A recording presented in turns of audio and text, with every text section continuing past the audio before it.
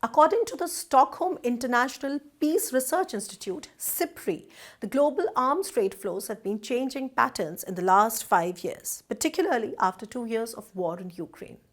The data reflects how the international community of states is responding to 3 simultaneous events: Russia's war in Ukraine, crisis in West Asia, and China's aggression in the South China Sea. The global arms trade and its evolving pathways are particularly relevant for India because New Delhi remains a top arms importer globally, importing 9.8% of the total global arms trade.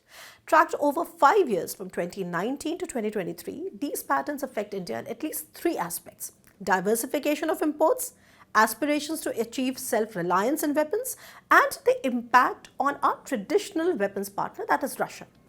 Now, SIPRI relies on the concept of trend indicator value, the TIV, which is intended to represent the transfer of military respites rather than the financial value of the transfer itself. Besides, it controls for inflation and other factors, but it relies on those transactions that can be traced. So, SIPRI relies on the concept of the trend indicator value, or the TIV, which is intended to represent the transfer of military respites rather than the financial value of the transfer. Besides, it also controls for inflation and other factors. It relies on transfers that can be traced. So, if there are transfers that cannot be traced, perhaps it doesn't reflect. So, what does the 5 years of arms transfer tell us?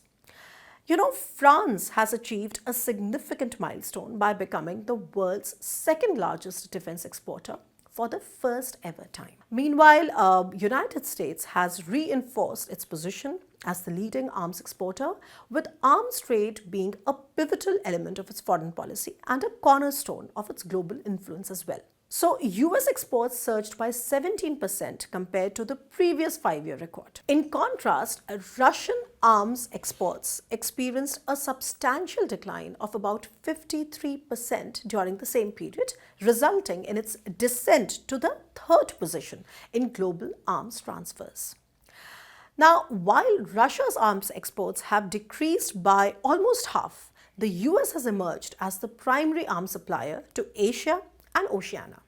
Furthermore, Washington has significantly increased its exports to Europe, which has seen a notable surge in major arms imports, doubling by 94% between the period of 2014 to 2018 and now, which is 2019 to 2024. So, Europe itself remains home to various cutting-edge defense industries whose combined exports account for 1/3 of total global exports. The standout increase in arms exports within Europe actually belongs to France, which has experienced a notable surge of about 47% according to the latest available report, placing it ahead of Russia. Now, India has emerged as the primary recipient of rising French arms exports, followed by countries like Qatar and Egypt. So, according to SIPRI, France has demonstrated a particular prowess in selling its combat aircraft, such as the Rafales, beyond European borders. And of course, we here in India know it because we have bought the Rafales. Examining the aggregate data highlights the considerable influence exerted by Western nations. Over the past 5 years, the US and Western European states have jointly accounted for 72% of all arms exports, emphasizing their substantial role in the global arms trade today. Now, let me tell you a bit about the changing profile of Russia and India arms trade. Russia remains the topmost arms exporter to India with 36% of total exports to Delhi.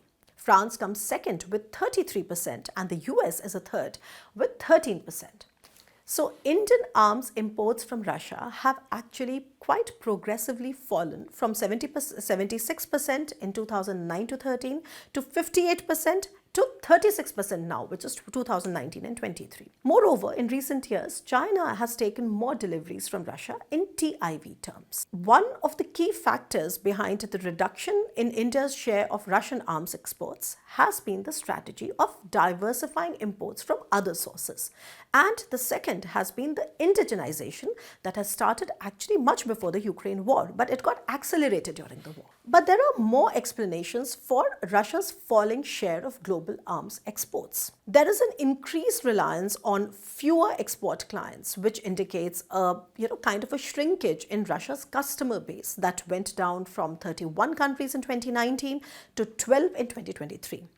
Among this pool are countries like China, of course, but Belarus, Myanmar and Kazakhstan. The overall share of these four countries alone has risen from 11% in 2012 to 54% in 2023, where China's share has expanded the most. Now, to understand this better, one has to understand the conundrum between orders and deliveries as expressed by the SIPRI data. And I'll try to explain. What is significant to note is that the SIPRI data underscores that there are no deliveries to India for orders after 2021. The most significant push to the TIVs between 2019 to 2023 comes from the delivery of the S-400 deal, which was signed in 2018. So, in other words, India has not placed a fresh order with Russia after the war in Ukraine began. So, for about 400 TIVs worth of items received by India in 2023, about 130 TIVs for the S-400 order and 77 for the missiles that came with that order. Further, part of that 400 TIV figure comes from licensed production of Konkurs, which is an ATGM, which is an anti-tank guided missile, a deal which was signed in 2021. Further, part of the 400 TIV figure comes from licensed production of Konkurs in India, which is a deal signed in 2021, the BMP-2 deal, which was signed in 2020, and the 9M119 deal signed in 2018. Note that India's decision to build new Su-30 aircraft is also a licensed production with India's HAL. Its recent upgrade is meant to give a push to indigenization efforts. So, the robustness of India-Russia technical military cooperation on licensed production has been the star performer. I am of the opinion that bilateral technical cooperation will continue, but getting fresh orders is getting more challenging by the day. Now, according to some other latest reports, Russia has conveyed that the two remaining consignments of the S-400 systems will be delivered in the third quarter of 2026, which is 2 years from now. These were actually supposed to be delivered by early 2024, which is this year. However, the issue of payments remains a technical obstacle despite immense political will on both sides. As pointed out earlier, the issue stems from the lack of convertibility of ruble and the mounting trade deficit between India and Russia, which has accumulated trillions worth of Indian rupees due to the dramatic purchase of Russian oil after the war began. And I have talked about this at length. A similar situation emerges when it comes to Russian arms going to China. While Russia exported far more to China in 2023, again, those were mainly deliveries placed during different times or previous times. Russian arms exports in the future would be directly linked with the orders that are placed today. But according to the SIPRI TIV report, there were hardly any orders placed by anyone in 2023. Therefore, not only is it exporting to fewer countries, but its arms orders too have reduced drastically in 2022 and 2023. So this will have a direct bearing on its exports in 2024 and beyond, unless newer orders are placed. In fact, as per the report, the one country that is placing new orders with Russia is actually Iran, not even China. Arms production today in Moscow remains Ukraine war-centric. Arms production today in Moscow remains Ukraine war-centric. While the war has revitalized the arms industry in Russia, it has struggled to maintain its arms exports. So these are two different things. The caveat, however, here is that there is always a possibility of arms being ordered without SIPRI being able to track them. But then that is beyond the scope of computation anyway, and we cannot really do any research on that.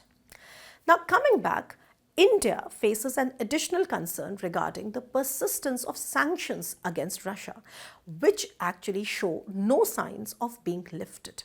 In fact, discernible patterns indicate that as the war prolongs, the sanction regime against Moscow will be reinforced, with loopholes being tightened. So these developments directly impact India's long-term equation with Russia, especially when it comes to having more energy contracts, etc. So, in the coming years, while uncertainty surrounding the conflict in Ukraine may hinder new arms orders to Russia, the significance of joint production of formidable weapons like the BrahMos cannot really be overlooked or overstated. Now, recently, the Indian Ministry of Defence placed fresh orders for BrahMos missiles for the Indian Navy. These missiles are also being exported to other countries. I'm sure you know about the Philippines case. So, the BrahMos success story remains unbeaten when it comes to Russia supporting India, not only with transfer of technology, TOT, but also with joint production and indigenization, all the way now to joint export. Finally, the SIPRI database shows the ascendance of China as the primary arms suppliers to guess who? Both Pakistan and Bangladesh. Now, Islamabad, the fifth largest importer now, sources about 82% of its weapons from Beijing, and Bangladesh has started importing about 72% of its weapons from China. Needless to say, this development underscores the evolving dynamics in the region's arms trade landscape. Now, this would have implications for India's strategic considerations. The balance between diversification of imports and indigenization efforts has yielded favorable results for Delhi in recent years. The next step is to enter joint production with diversified partners, where the scope of export has to be built in at inception. Now, among other partners, France undoubtedly is the most bankable of all for New Delhi as the arms trade flows adjust to newer realities.